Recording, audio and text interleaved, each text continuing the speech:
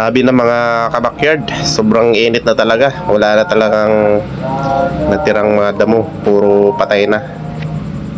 So kawawa yung aking mga baka dito.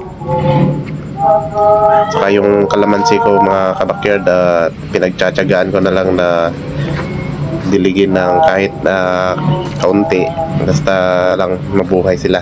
Kaya tinidiligan ko na lang ng yan, nililipat ko lang mga ilang oras. Ang hirap talaga mga kabakyard kapag walang ulan. Okay lang sana kahit na once a week pwede na. Ang kaso ilang buwan na po na hindi umuulan. So kaya tiis-tiis na lang muna para lang po makasurvive yung ating mga kalamansi.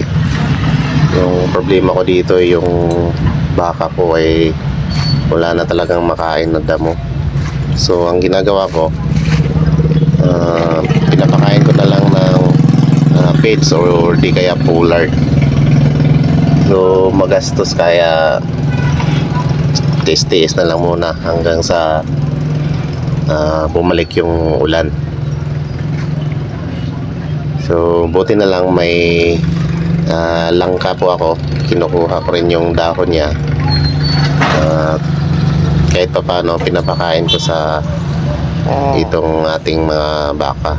Naman si Ipa na